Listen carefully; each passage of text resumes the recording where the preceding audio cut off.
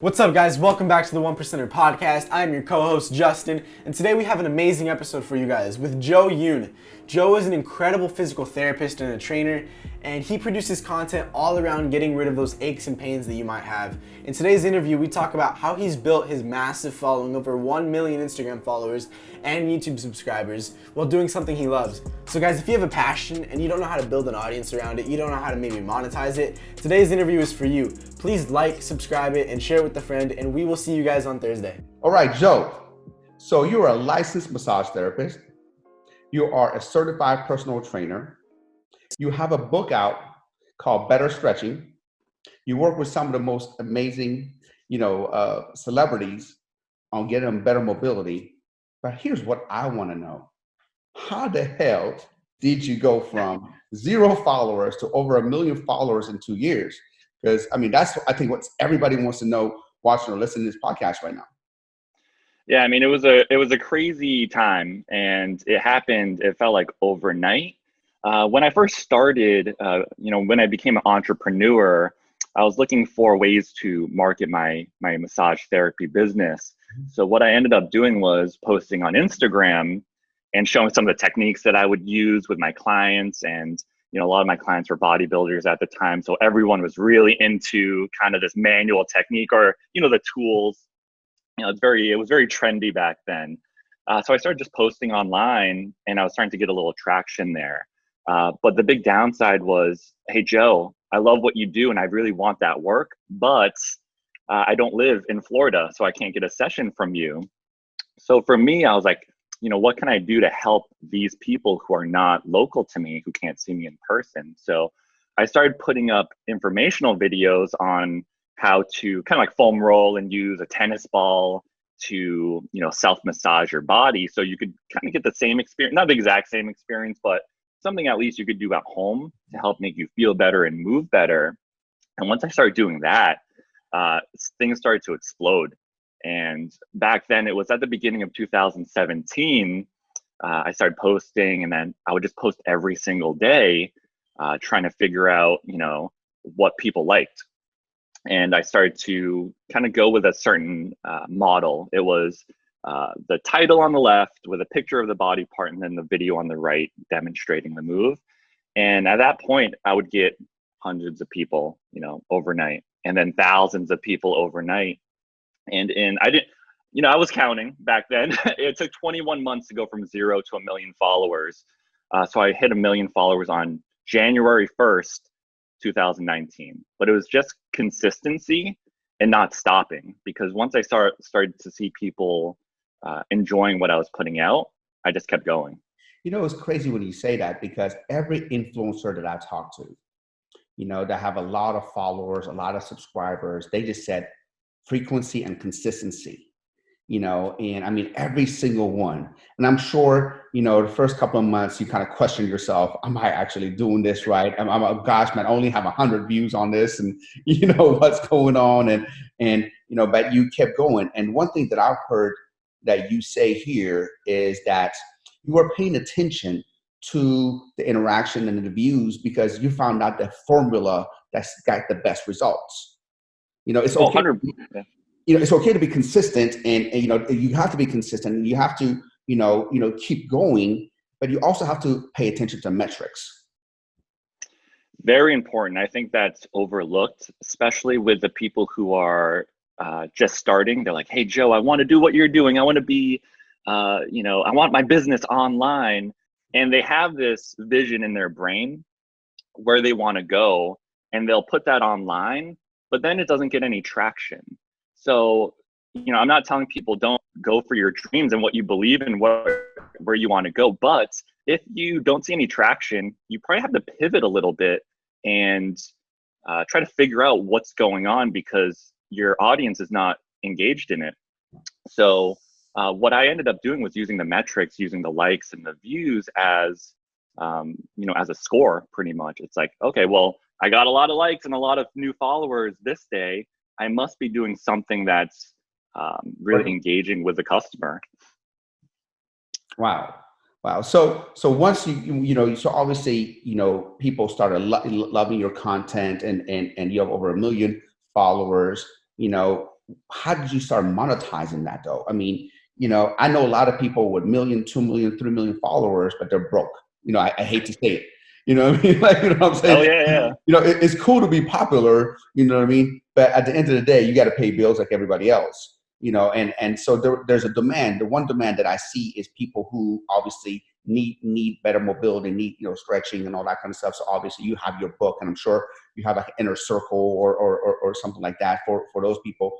But I bet you there's also people that are massage therapists or personal trainers that want you to help them market and help their business. Do you actually do business coaching as well? So not as much directly with the business. I do have a lot of new massage therapists and old massage therapists that ask me, "Hey, what did you do to get so popular?" Most people ask me that anyways.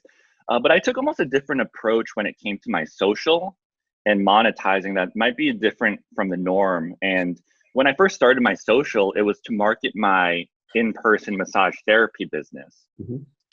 So I wasn't really worried as much about making money off of the content I was putting out online, which I think made a huge difference because I didn't have the money aspect in my brain. You know, I wasn't forced to put content out and try to figure out where my next dollar was coming from. You know, it was a vehicle to drive people into my massage therapy business, and I was making income there and great income there. The downside is, as you probably know, there's a ceiling to how much you can make when you have an in-person business. You can only make so much. There's only so many hours in the day. And then that's when I shifted a little bit, because putting more content out mean more time that I had to invest in making the content.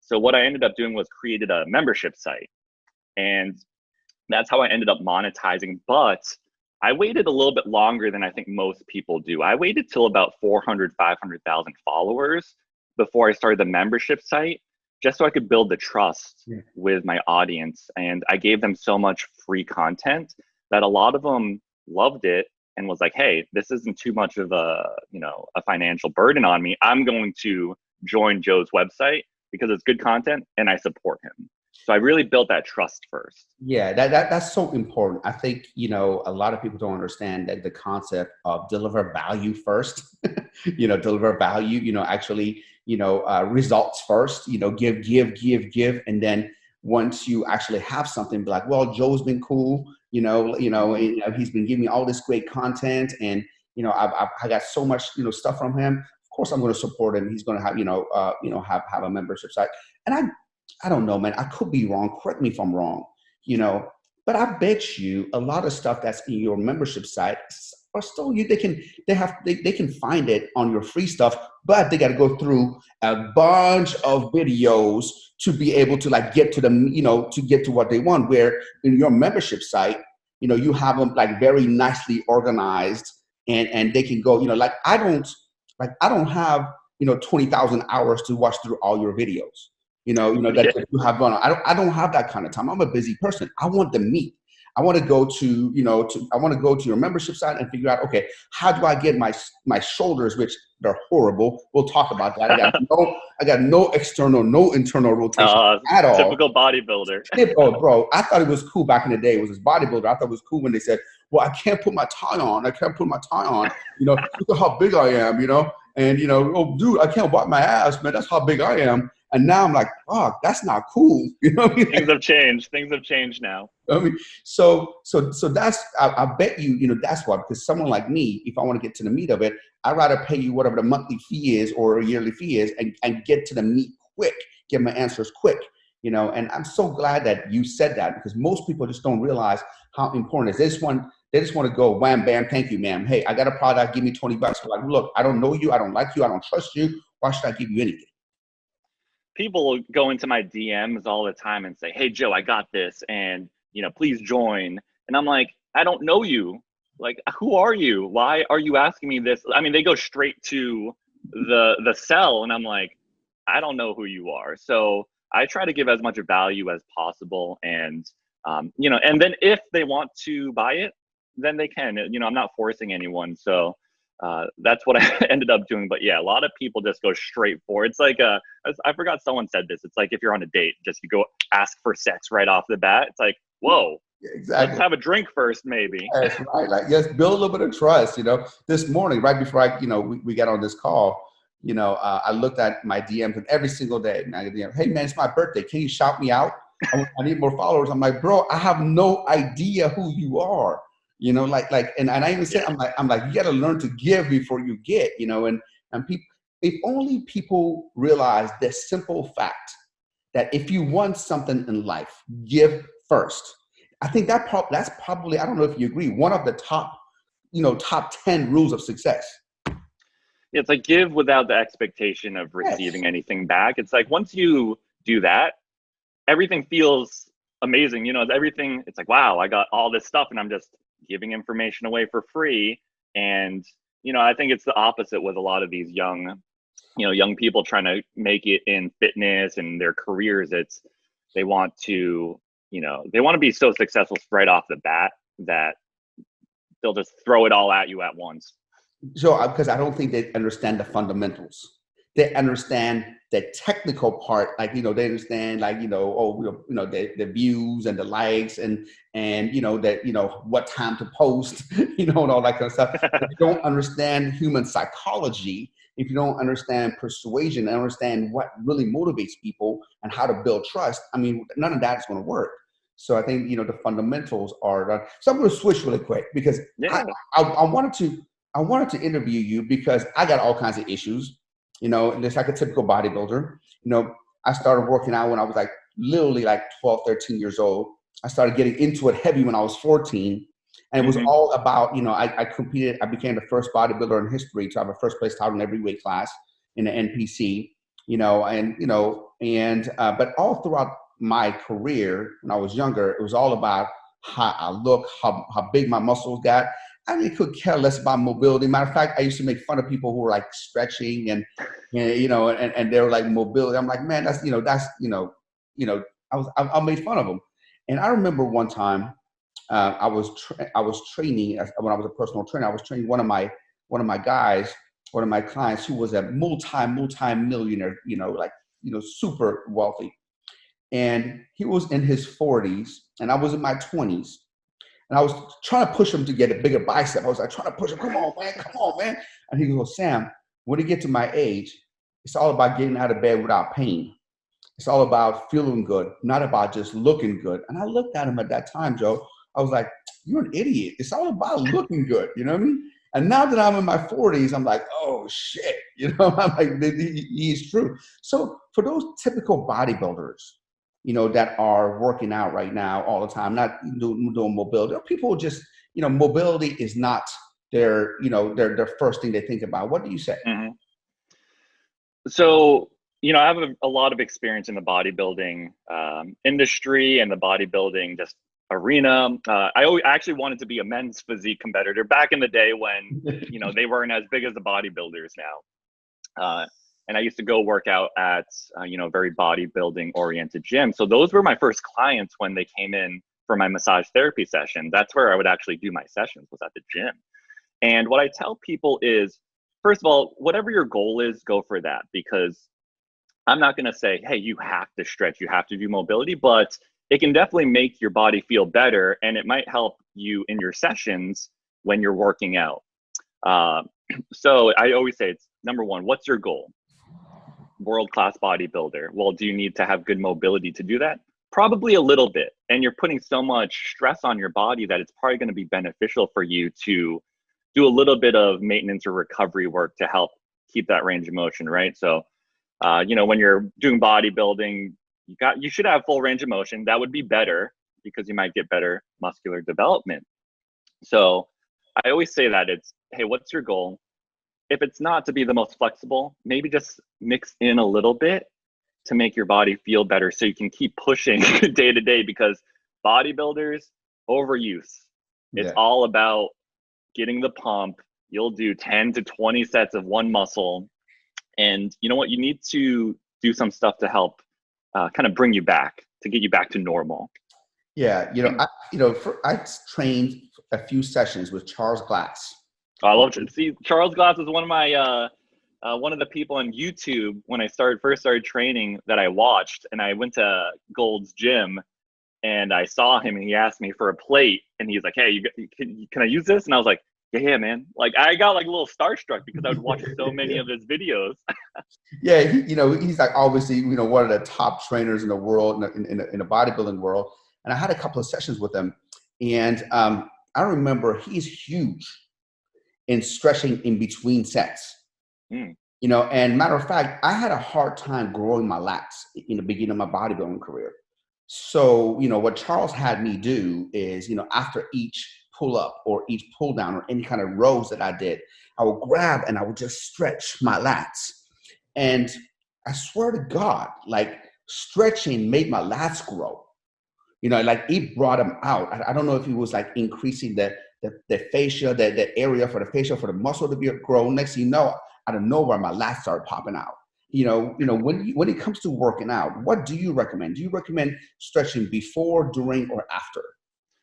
So in that instance, I think one of the big reasons why it helped is that it's actually moving you through kind of a full range of motion. So when you're stretching out your lat like this, your shoulder blade, like all bodybuilders and everyone in exercise, lock down and then pull, right? Yep. Where you're stretching, you kind of move that shoulder blade and that scapula in its full range of motion. So it's probably, making it appear like you're wider as well too. Yeah. So that's huge for bodybuilders, because what's one thing you need to do other than just being aesthetically pleasing? It's you got to be able to pose, right? That's one of the big things that people forget. Like I'm sure when you're on stage, you're like, man, I got to hold this like, this front lat spread for like, and feel like you're relaxed. Yeah, act like I'm smiling. But when it comes to stretching, I'm a big fan of doing warm-ups before, doing more dynamic warm-ups. And one of the big things a lot of people talk about is static stretching. I think static stretching, where you just hold a position for a little bit, has gotten really bad reputation in the media, because it says it zaps some power from your body when you static stretch. But if you go through a full warm-up after, usually those power decreases are mitigated after a full warm-up. Okay, so I know passive stretching and I know active stretching. Okay, what is static stretching? Because I've never heard that term before. If you don't mind. Okay. So same thing. Yeah. So just another word for the passive stretching, where you're just holding a position for a couple seconds to a minute to 2 minutes, and you're just holding a position. If you're just doing one of these and just holding it, just holding it there just to stretch out your kind of your rhomboids.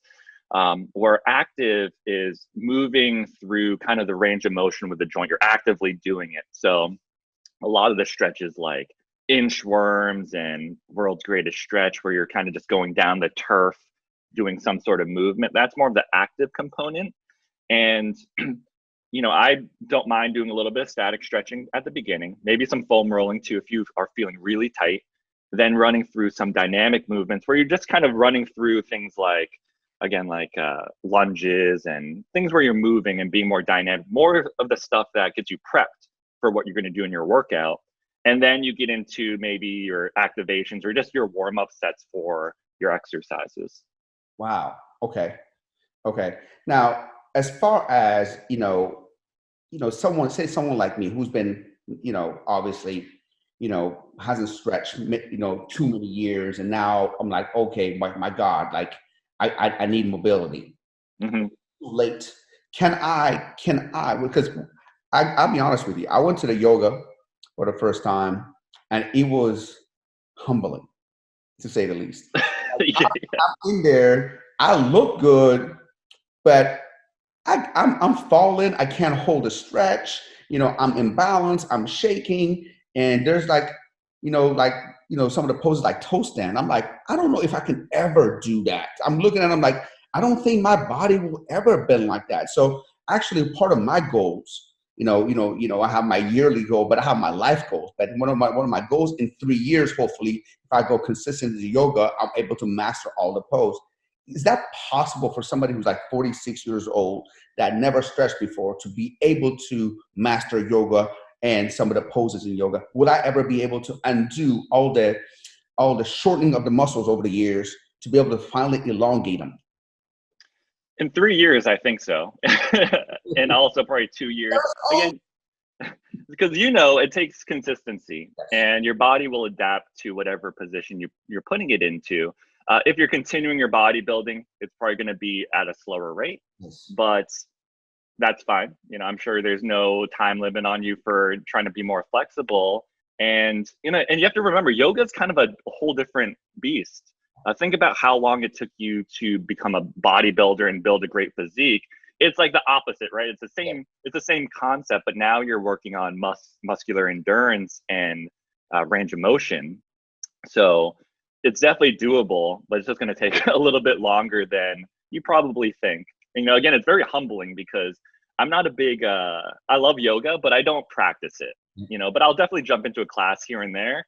And man, I feel embarrassed when I go in there. I'm like holding a balancing pose, and, everyone over here has their leg over to the side on one leg. And I'm like, I got to take a break, go into child's pose for a little bit. Yeah. Yeah. So what else are you up to these days? So I know you still practice, you still have your practice. Yeah, I mean, I do, but with all this coronavirus, putting a hold on that. But I currently do a little bit of both. I do some online work, and I also do in person. And I work a little bit more with a higher level athlete now, which luckily through social media, I got the network to start building up a great clientele there. So, working on some of these Olympic guys and NFL guys, it's been really great. Let's talk about like who are some of the big names that you work with? We'd love to know. So one of my big, probably my more well-known guy is in the track and field world. His name is Gatlin. Okay. And he's won Olympic gold medal 2004. He won the world championship in London for 100-meter dash against Usain Bolt in his last race, which was a very big win because Usain Bolt was such a predominant figure in sports period that he just dominated. And it was really cool to see him kind of edge him out that last competition. I think it was well worth it. And so I travel the world with him since 2017. NFL guys like Clinton Dix. He's always been one of my first guys on. He just got traded to the Dallas Cowboys from the Bears. There's a stud on the Buffalo Bills named Matt Milano, linebacker, and a whole bunch of mishmash of just other NFL guys too. But I've worked with every single sport. I mean, Olympic gold medalists in volleyball. I got baseball players. A little bit of everything. Luckily, what I do, it doesn't just pertain to just one sport. It could apply to everyone, which is great. Now, how did you get into mobility as opposed to going into more massage therapy or personal training? I think you probably started as a personal trainer, or something. We all started by you like, what, you probably saw a void somewhere, or your passion was like, well, mobility is probably a better way to go. What made you decide between that? Yeah, so you're spot on. I started off as personal trainer, a big box gym, making shit money, right? But those were probably some of the best times because I was very introverted and still am, but that forced me to talk to people and build rapport and learn how to coach and all the stuff you learn at the beginning, right? Instead of jumping straight online, pretending you know how to coach someone. But then I got into the golf industry, and I was doing golf fitness and a little bit of golf therapy. And that's when the mobility stuff came into play because you have to be able to twist and turn. And it's very blatant if you can't, and it's very uncomfortable.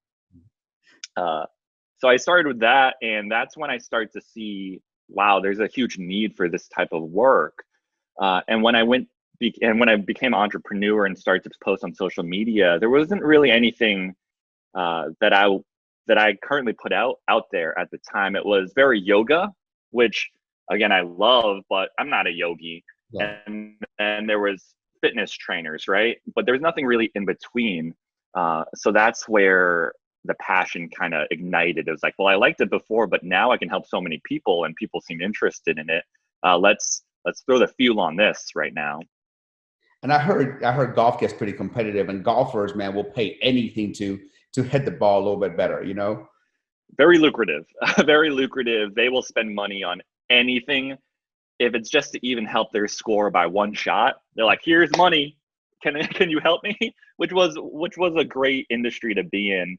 And that's where I was actually trying to become the entrepreneur, where I struggled a little bit, and then I shifted to the massage therapy and more the general pop for the stretching and mobility stuff. And so what are you working on right now that you're really excited about? You know, what is the next step? I know your book, Better Stretching, you have out, you know, maybe you want to talk about it a little bit. And what else are you working on that's in the works that we can see from you, Joe? Yeah, so the whole goal has always been helping people and trying to get the message out. And luckily, there's things like Instagram and LinkedIn and YouTube that are also free that a lot of people forget. It's free marketing, and it can help get the message out. So I'm going to continue with my membership site, and I have a couple of cool things in the works that will be able to make it a little bit more accessible to more people and really elevate the platform. So I have a couple projects going there, some continuing education stuff too, to help personal trainers, because I think there's a huge need in this type of stuff that personal trainers can use with their clientele. Had the book come out a couple weeks ago, which has been amazing, has gotten some really great reviews. And mine is in the mail, man. I just ordered from Amazon. It's really cool because I live in this bubble on Instagram and, you know, online, where some people actually like to read things, you know, people learn differently. Like, there we go. Yeah. I'll send you a signed copy too. Don't worry about it.